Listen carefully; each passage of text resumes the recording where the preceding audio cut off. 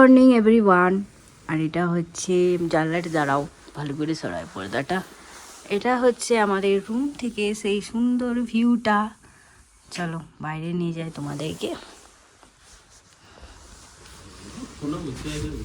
কালকে রাত্রেবেলায় দেখো। Good morning. তো আজকে আমরা এখন রেডি হয়ে গেছি। এখন আমরা কোথায় যাবো বলো তো? রোটাং পাস। আমরা রোটাং পাস দিয়ে বাকি জায়গাগুলো যাব। আর আমি তো পুরো রেডি হয়ে গেছি। তো আমার ফুল লুকটা তোমাদেরকে অবশ্যই দেখাবো। আজ কিন্তু আমরা প্রচণ্ড একটা ঠান্ডার জায়গায় যাচ্ছি, মানে যতদূর শুনছি এখানে এখন না ঠান্ডা লাগছে খুব, তার জন্য এই জ্যাকেটটা পরে থাকতেই হচ্ছে। জ্যাকেটটা যদিও আমার সাইজের থেকে বড় হয়ে গেছে, আমার মাপের পাওয়াই যাচ্ছিল না, কিন্তু কিছু করার নেই, কারণ এই জ্যাকেটটাই আজকে আমাকে পরতে হবে। কারণ হচ্ছে যে আজকে প্রচণ্ড ঠান্ডা। সবাই বলছে যে রোটাং পাসে এত বরফ পড়েছে। আমরা রোটাং পাস দিয়ে ওইদিকে মানে আজকের থেকে আমাদের বরফের জায়গা সব স্টার্ট হচ্ছে, মানে সব বরফ, প্রচুর বরফ যাকে বলে সেই আর কি। দেখো, দাঁড়াও। তো দেখো জ্যাকেটটা পরে আমাকে কত মোটু মোটু দেখতে লাগছে, মনে হচ্ছে যেন আমি অনেক মোটা হয়ে গেছি। আসলে দোকানে যখন জ্যাকেটটা কিনেছিলাম না, তখন না ঠিক সাইজটা বুঝতে পারিনি, আর পরেও দেখিনি, এটা একটা ভুল হয়ে গেছে। তো যাই হোক, আজকে আমরা এই হোটেল থেকে চেক আউট করছি। অনির্বাণ সব ফর্মালিটিসগুলো হয়ে গেছে, আমাদের সব কিছু ফর্মালিটিস করা হয়ে গেছে, যা যা ছিল আমাদের ফর্মালিটিস সব আমরা করে দিয়েছি। দেন তারপরে আমরা চলে যাচ্ছি। আমাদের গাড়ি কিন্তু অনেকক্ষণ থেকে এসেই দাঁড়িয়ে আছে। আসলে রোটাং পাস গেলে একটা নির্দিষ্ট টাইমের মধ্যে সেখানে পৌঁছতে হয়, না হলে অনেক কিছু মানে পাহাড়ের ব্যাপার বুঝতেই পারছো, তো সেই জন্য একটা রাইট টাইমে পৌঁছানোটা আমাদের দরকার। তো সেই কারণে আমরা একটু তাড়াতাড়ি বেরিয়ে পড়েছি। তখন ঘড়িতে ওই 6:30টার মতো বাজছে, আর ভিউটা এত ভালো লাগছে না দেখতে। এখানে না প্রায় বৃষ্টি হচ্ছে, তবে আমি ঠাকুরকে শুধু ডাকছি যে আমরা যতদিন আছি যেন আমরা বৃষ্টিটা না পাই। তো এই যে আজকে আমরা এই রাস্তা দিয়ে যাচ্ছি, আমরা এই রাস্তা দিয়েই বাকি জায়গাগুলো দেখবো। তো আমরা 3 দিন পরে আবার এই রাস্তা দিয়ে ব্যাক করব। তো এখানে আমরা দেখছিলাম আমাদের জামাগুলো, তো সব ওই 250, মানে তোমরা যদি জুতো নাও তাহলে 250, আর যদি শুধু ড্রেস নাও তাহলে 200। এই হচ্ছে ব্যাপার, কারণ এখানে না ফিক্স রেট সব কিছু চলছিল, মানে দোকানগুলোর সাথে আমরা আবার আগে আগে যে কথা বলেছি, তো সব ওই ফিক্স রেট। মানে তুমি একদিনের জন্য ড্রেস নাও, তোমাকে কিন্তু 250 দিতে হবে। তো এই হিসাবে রেন্ট, আবার যদি জুতো এক্সট্রা করে নাও 100 টাকা দিতে হবে এইভাবে। তো সেটটাই নিয়ে নেওয়াই বেটার আমার মনে হয়। তো মানে তোমাকে 500 টাকা দিতে হবে। আমরা দুজন ছিলাম, তো দুজনের 500 টাকা। তো এইভাবে ডে ওয়াইজ আমাদেরকে আবার 3 দিনের জন্য নিতে হলো জামাটা, কারণ হচ্ছে যে আমরা যে জায়গা যাচ্ছি এরপর থেকে আর আমরা জামা পাবো না। এই যে বরফের যে জামাগুলো হয় সেগুলো আর পাবো না উপর দিকে উঠে গেলে।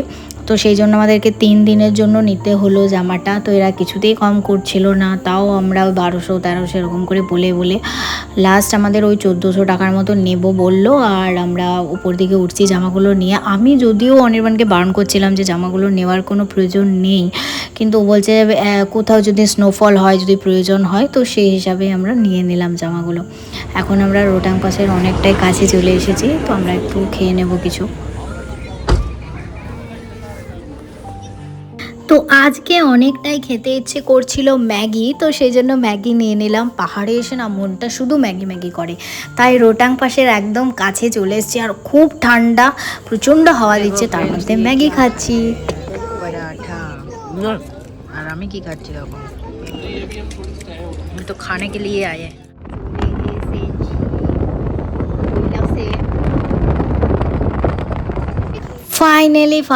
ফাইনালি আমরা চলে এসেছি রোটাং পাশে। আর দেখো, আমরা যদি আর একটু লেট করতাম তাহলে কিন্তু পুরো জায়গাগুলো ভিড় হয়ে যেত।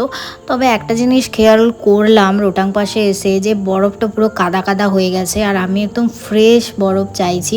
তো অনির্বাণ বলছিল যে আমরা আরও তো উঁচুতে যাব, তো সেখানে কিন্তু আরও আমরা দারুণ আর কি বরফ সাদা পাবো, তো তুমি এত টেনশন করো না।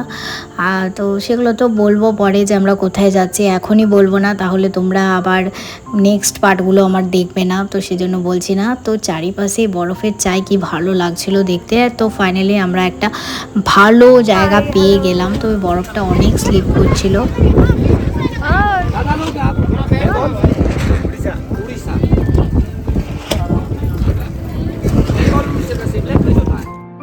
সবই ভালো ছিল, কিন্তু বরফটা এত স্লিপ করছিল যে আমরা না উঠতে পারছিলাম না উপর দিকে। তবুও যে জুতোগুলো আমরা রেন্টে নিয়েছি সেগুলো দুজনেই কিন্তু পরে আছি। অনির্বাণ পরেনি, আমি কিন্তু পরেছি, কারণ আমার পা খুব স্লিপ করছিল, কিন্তু ওই জুতোগুলো পরেও অনেক স্লিপ হচ্ছিল, কি বলবো তোমাদেরকে। তারপর খানিকক্ষণ বাদে অনির্বাণও জুতোগুলো পরে এলো, কারণ এত স্লিপ হচ্ছিল যে আমরা দুজন পড়ে যাচ্ছিলাম, মানে আমরা ভিডিও বানাতেই পারছিলাম না। তো এখানে কিন্তু অনেক ক্যামেরাম্যান ছিল, যেমন ওই ইয়েতে আমরা কাশ্মীরে দেখেছি যে টাইপের ভিডিও বানানো হয়, তো সেই টাইপের। তবে ক্যামেরাম্যানরা এত বেশি রেট চার্জ করছিল যে আমরা পারলাম না, মানে এতটা পয়সা এসে ঘুরতে এসে ওই কটা ক্লিপের জন্য দিতে পারবো না। তার জায়গায় আমাদের ফোনই ঠিক আছে, আমরা ফোন দিয়েই ভিডিও বানিয়েছি। এগুলো ছোট ছোট রিলসের জন্য ভিডিওগুলো বানানো, তবে বড় ভ্লগেও আর কি দিয়ে দিলাম। আর বরফ ঘাটতে কি ভালো লাগছিল, বেশ অনেক দিন পর না বরফ ঘাটছি। এর আগেও আমি রোটাং পাস এসেছি, তো সেই বলেছিলাম যে আমরা এর আগে এসেছি। তো তখন কিন্তু রোটাং পাসে আমরা কোন দিকটায় ছিলাম মনে পড়ছে না ঠিক। যাই হোক, দুজন মিলে এই বসে বসে আছি আর একা একা বেড়াতে এসেছি। আমাদের কিন্তু ট্রাইপডই ভরসা, তো ট্রাইপড দিয়েই দুজন মিলে ভিডিও নিজেরাই বানাচ্ছি। আর দাঁড়াও তোমাদের সাথে তো ছোট ছোট ভিডিওগুলো শেয়ার করব, তো সেগুলো আমরা নিজেরাই কিভাবে যে আমরা নিজেরা মানে ক্লিপগুলো কিভাবে যে নিয়েছি সেটা আমরাই জানি। কোনো জায়গায় ট্রাইপড দাঁড়াচ্ছে না, কোনো জায়গায় পড়ে যাচ্ছে, মানে এত স্লিপারি এই জায়গাটা, কি বলবো তোমাদের। তোমরা দেখতে পাবে। আর এই হচ্ছে রোটাং পাসের ভিউ, সুন্দর। এবার আমরা চলে যাচ্ছি, বরফটা না কাদা হয়ে গেছে আর অনেক স্লিপ করছে, তো চলো ওই জন্য পালাচ্ছি, কারণ ভালো লাগছে না। আর কয়েকটা ক্লিপ নিতে পেরেছি, যতটা সম্ভব নিজেরা নিয়েছি। হাতে আর বলবো ছবি তুলে দিতে। চলো খানি का क्या मजा है।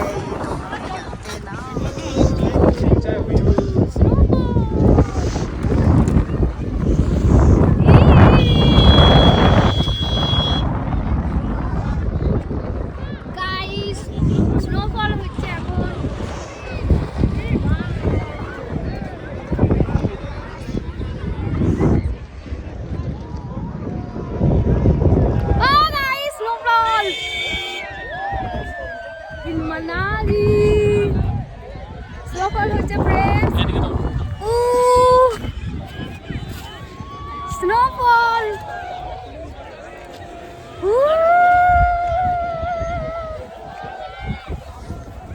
hi guys, snowfall।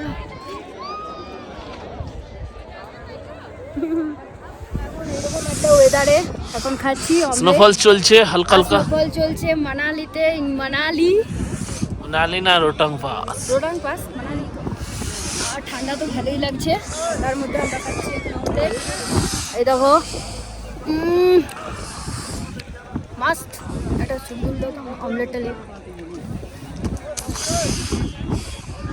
ও ফ্রেন্ডস, এইখানে এসেও এর অমলেট চাই। আর দেখো এটা কি অমলেট ভগবানই জানে একমাত্র। কারণ গোটা অমলেট গেছে পুড়ে, দেখো ফ্রেন্ডস।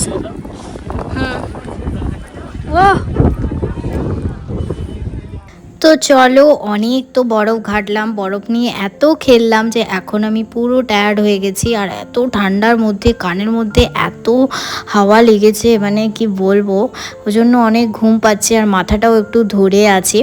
তবে হ্যাঁ, একটা জিনিস এই ট্রিপে খেয়াল করলাম যে আমার যে আগে যে প্রবলেমটা ছিল না, যে শ্বাসকষ্ট হতো, তারপরে হচ্ছে যে মানে আমাকে ইনহেলার ইউজ করতে হতো, বা আরও আমাদের সাথে অনেক কিছু থাকতো, তো অনেক কিছু ওষুধ নিতাম আমি আর অনির্বাণ দুজনে। তো এই ট্রিপটায় এসে খেয়াল করলাম যে আমাদের আর সেগুলো প্রয়োজন পড়ছে না। যদিও এই ট্রিপটা আমরা মানে অনেক অনেক হাইয়েস্ট, মানে আমরা উঁচুতে উঠে পড়ে আমরা বরফ দেখেছি। তো সেটাই আর কি। তো রাস্তাতে যেতে যেতে এই যে জায়গাটা, এটা তোমরা অনেকেই জানো, এটা হচ্ছে সিসু। তো এই জায়গাটা দিয়েই কিন্তু, মানে এই রোডটা দিয়েই কিন্তু স্পিতি ভ্যালি যায়। তো আমরা স্পিতি ভ্যালি যাচ্ছি না, তবে ইচ্ছে আছে কোনো একবার স্পিতি ভ্যালি যাব। অনির্বাণ গেছে, আমি যাইনি স্পিতি ভ্যালি এর আগে, তবে ও বলেছে আমাকে নিয়ে যাবে। আর এই যে দুপাশারি গাছগুলো দেখছো, এটা একটা টাইম থাকে, সেই টাইমে পুরো বলছে নাকি একদম পুরো ইয়েলো কালার হয়ে যায়, ইয়েলো আর রেড। তো যেমন সুইজারল্যান্ডে তোমরা দেখো, তো সেই টাইপের নাকি হয়ে যায় কোনো একটা টাইমে, কোন টাইমে জানি না, আমার কোনো আইডিয়াও নেই। তোমরা যদি কেউ জেনে থাকো অবশ্যই কমেন্ট করে জানাবে। আর পুরো ওয়েদারটা একবার দেখে নাও, খুব সুন্দর, দারুণ না জায়গাটা? এটা হচ্ছে শিশু ভিলেজ।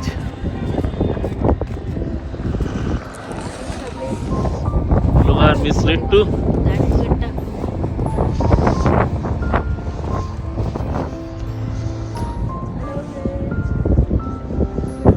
শিশুতে শিশু, আমিও শিশু হয়ে গেছি। দাঁড়াও, তোমারও যে চলে